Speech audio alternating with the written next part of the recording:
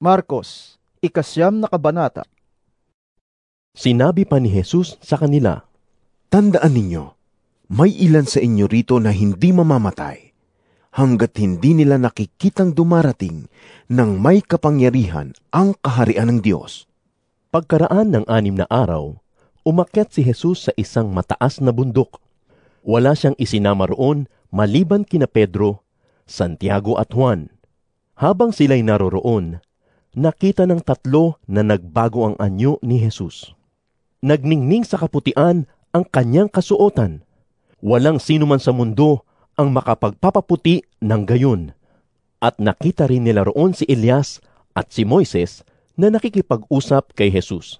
Sinabi ni Pedro kay Jesus, Guro, mabuti po na nandito kami. Magtatayo po kami ng 3 tolda. Isa para sa inyo, isa kay Moises at isa kay Elias.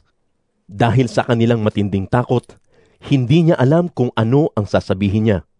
Nililiman sila ng makapal na ulap at mula rito'y may isang tinig na nagsabi, Ito ang pinakamamahal kong anak. Pakinggan ninyo siya.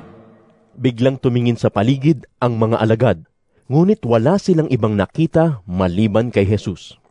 Nang sila'y bumababa na mula sa bundok, mahigpit silang pinagbilinan ni Jesus na huwag sasabihin kanino man ang kanilang nakita hanggat hindi pa muling nabubuhay ang anak ng tao. Sinunod nila ang tagubiling ito. Ngunit sila'y nagtanungan sa isa't isa kung ano ang kahulugan ng sinabi niyang muling pagkabuhay. At tinanong nila si Jesus, Bakit po sinasabi ng mga tagapagturo ng kautusan na dapat munang dumating si Elias? Tumugon siya, Darating nga muna si Elias upang ihanda ang lahat ng bagay. Ngunit bakit sinasabi din sa kasulatan na ang anak ng tao'y hahamakin at magtitiis ng maraming hirap?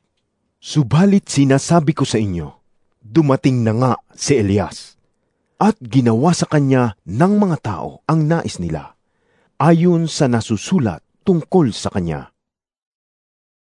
Nang magbalik sila, naratnan nila ang ibang mga alagad na napapaligiran ng napakaraming tao, gayon din ng mga tagapagturo ng kautusan na nakikipagtalo sa kanila.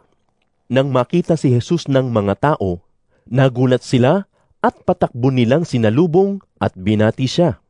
Tinanong ni Jesus ang kanyang mga alagad, Ano ang inyong pinagtatalunan? Sumagot ang isa mula sa karamihan, Guro, dinala ko po rito sa inyo ang aking anak na lalaki dahil siya'y sinasapian ng masamang espiritu at hindi makapagsalita. Tuwing siya'y sinasapian nito, siya'y ibinubuwal. Bumubula ang kanyang bibig. Nagngangalit ang kanyang mga ngipin at siya'y naninigas. Hiniling ko po sa inyong mga alagad na palayasin nila ang masamang espiritu, ngunit hindi nila ito mapalayas. Sinabi ni Jesus sa kanila, Lahing walang pananampalataya. Hanggang kailan pa ba ako mananatiling kasama ninyo? Hanggang kailan ko kayo pagtitiisan? Dalhin ninyo rito ang bata. Dinala nga nila ang bata sa kanya. Nang si Jesus ay makita ng espiritu, biglang pinapangisay nito ang bata. Ang bata'y natumba sa lupa at gumulong-gulong na bumubula ang bibig. Kailan pa siya nagkaganyan? Tanong ni Jesus sa ama. Simula pa po noong maliit siya. Tugon niya, Gusto po siyang patayin ng masamang espiritu. Madalas inihahagis po siya nito sa apoy at itinatapon siya sa tubig. Subalit, kung may magagawa kayo, kami po ay kaawaan at tulungan ninyo. Kung may magagawa ako, tanong ni Jesus, mangyayari ang lahat sa sinumang may pananampalataya. Agad namang sumagot ang ama ng bata, Naniniwala po ako. Tulungan po ninyo akong madagdagan pa ang aking pananampalataya.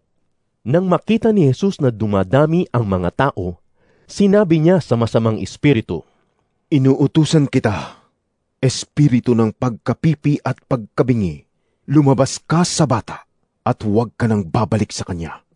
Nagsisigaw ang masamang espiritu. Pinangisay ang bata at saka lumabas. Nagmistulang bangkay ang bata Kaya't sinabi ng marami, Patay na siya. ngunit ang batay hinawakan ni Jesus sa kamay, ibinangon, at ito'y tumayo. Nang pumasok si Jesus sa bahay, palihim siyang tinanong ng kanyang mga alagad. Bakit po hindi namin napalayas ang masamang espiritong iyon? Sumagot si Jesus, Mapapalayas lamang ang ganitong uri ng espiritu sa pamamagitan ng panalangin. Pag-alis nila roon, nagdaan sila sa Galilea. Ayaw niyang malaman ng mga tao ang kanyang kinaroroonan dahil tinuturuan niya noon ang kanyang mga alagad na ang anak ng tao ay ipagkakanulo sa mga taong papatay sa kanya. Ngunit siya'y mabubuhay muli pagkatapos ng 3 araw. Ngunit hindi nila naunawaan ang kanyang sinabi at natatakot din naman silang magtanong sa kanya. Dumating sila sa Capernaum. Nang sila'y nasa bahay na, tinanong ni Jesus ang kanyang mga alagad. Ano ang pinagtatalunan ninyo sa daan? Hindi sila makasagot sapagkat ang pinagtatalunan nila'y kung sino sa kanila ang pinakadakila.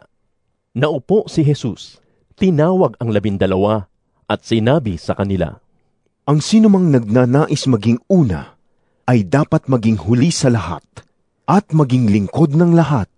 Tinawag niya ang isang bata at pinatayo sa gitna nila. Pagkatapos, kinalo niya ito at sinabi sa kanyang mga alagad, Ang sinumang tumatanggap sa isang batang tulad nito alang-alang sa aking pangalan, ay ako ang tinatanggap. At ang sinumang tumatanggap sa akin, ay hindi lamang ako ang kanyang tinatanggap, kundi pati na rin ang nagsugo sa akin. Sinabi sa kanya ni Juan, Guro, nakakita po kami ng isang taong nagpapalayas ng mga demonyo sa pamamagitan ng inyong pangalan.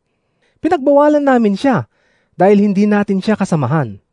Ngunit sinabi ni Jesus, Huwag ninyo siyang pagbawalan, sapagkat ang taong gumagawa ng himala sa pamamagitan ng pangalan ko ay hindi magsasalita ng masama laban sa akin pagkatapos gawin ito. Sapagkat ang sino mang hindi laban sa atin ay panig sa atin. Tandaan ninyo, ang sino mang magbigay sa inyo ng isang basong tubig dahil sa kayo'y tagasunod ko, ay tiyak na tatanggap ng gantimpala.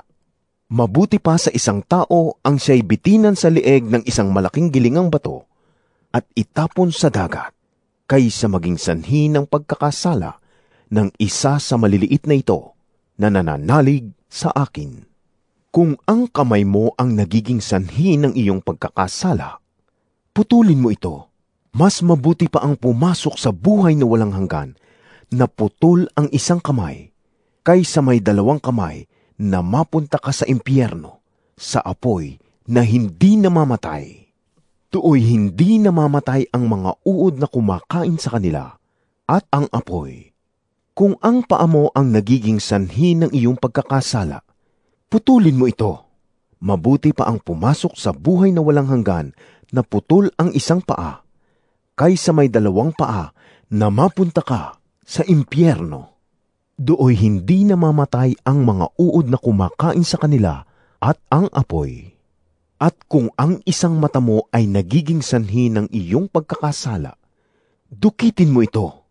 Mabuti pang pumasok ka sa kaharian ng Diyos na iisa lang ang mata, kaysa may 2 mata, ngunit itatapon ka naman sa impyerno. Dooy hindi namamatay ang mga uod na kumakain sa kanila, at ang apoy ay hindi napapatay, sapagkat ang bawat isa'y dadalisayin sa apoy, at ang bawat handog sa Diyos ay lalagyan ng asin. Mabuti ang asin, ngunit kung ang asin ay mawalan na ng alat, paano pa ito mapapaalat muli? Taglayin ninyo ang katangian ng asin, at mamuhay kayong may kapayapaan sa isa't isa.